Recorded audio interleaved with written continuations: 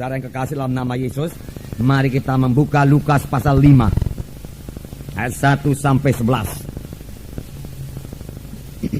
Di sini kita akan melihat Petrus yang diberkati Tuhan, Petrus yang menerima mujizat Tuhan di dalam hidupnya. Apakah yang diperbuat oleh Petrus menerima kuasa Tuhan, menerima mujizat Tuhan ini?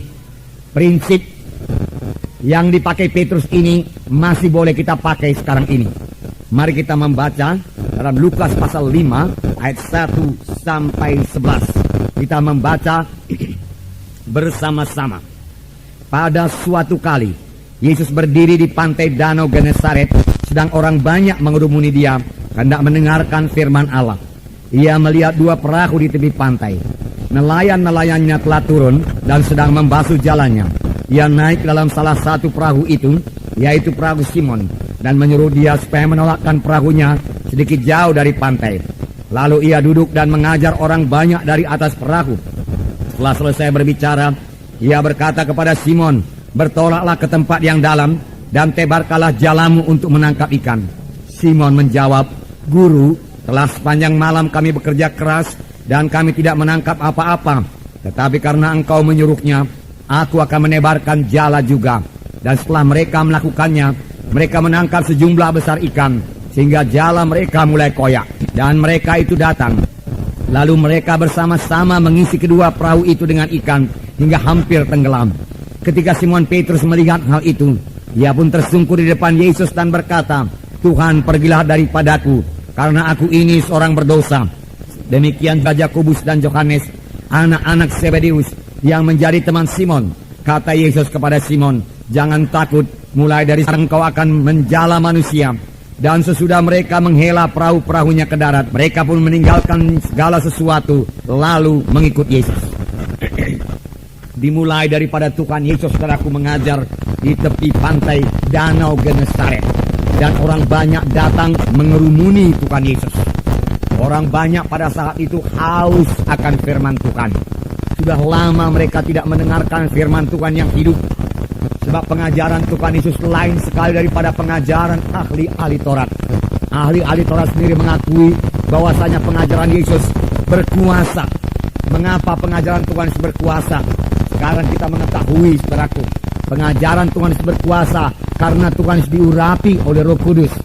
Tuhan Yesus sendiri mengatakannya, "Roh Tuhan ada padaku, dan Roh Tuhan itu mengurapi aku, sehingga aku memberitakan Injil kepada orang miskin-miskin, membebaskan orang tertawan, melepaskan yang terikat, membebaskan yang tertindas, dan seterusnya, memberitakan tahu rahmat Tuhan telah datang."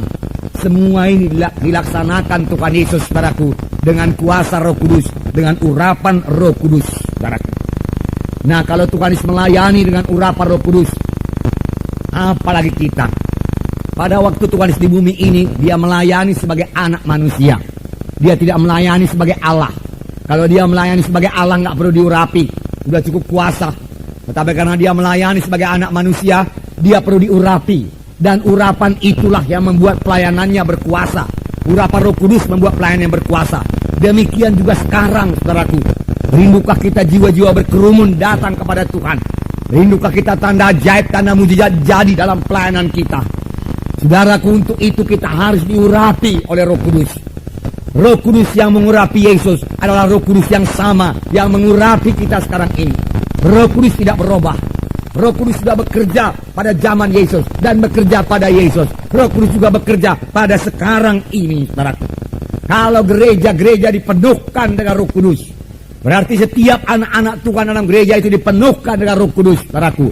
Maka kita akan mengalami lagi kuasa dan mujizat Tuhan di dalam gereja kita ini. Bertambah-tambah kuasa, bertambah-tambah mujizat.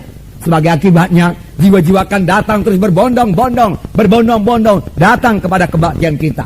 Sudah mulai, saudaraku, tapi belum sepenuhnya, saudaraku. Dalam pelayanan Tuhan Yesus, saudaraku, 5.000 orang, 4.000 orang berkerumun mengelilingi Tuhan Yesus, saudaraku.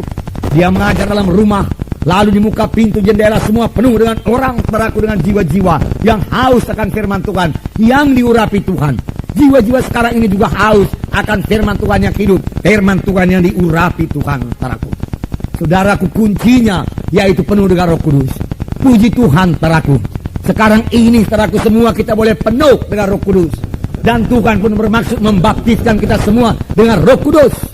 Sama seperti dia melarang murid-muridnya, janganlah kamu tinggalkan Yerusalem. Tunggulah perjanjian Bapa yang kamu dengar daripada aku. Karena Yohanes membaptis dengan air, tapi tidak lama lagi kamu akan dibaptis dengan Roh Kudus. Dan Tuhan Yesus menambahkan, kamu akan beroleh kuasa kelak apabila Roh Kudus turun ke atas kamu.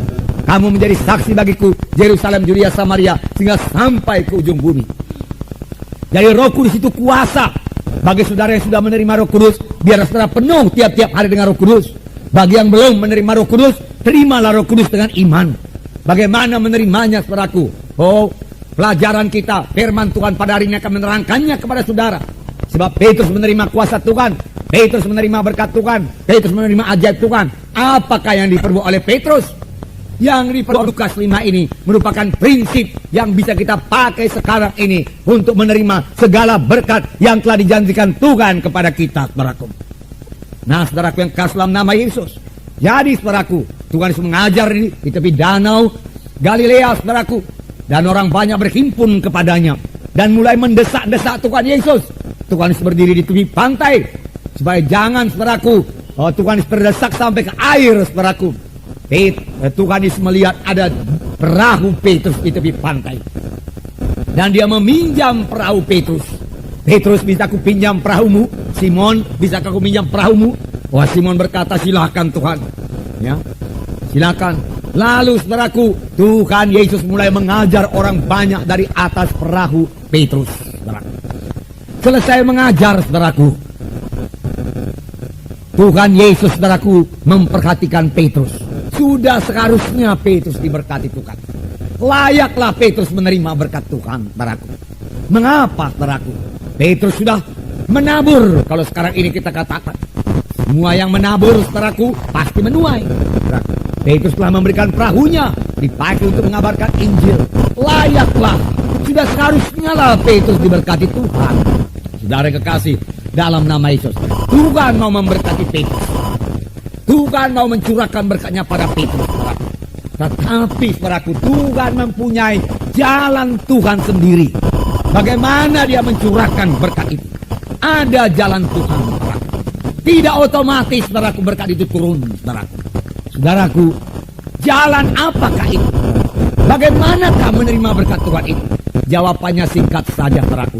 Kalau kita mau menerima berkat Tuhan, kita harus menerimanya dengan iman.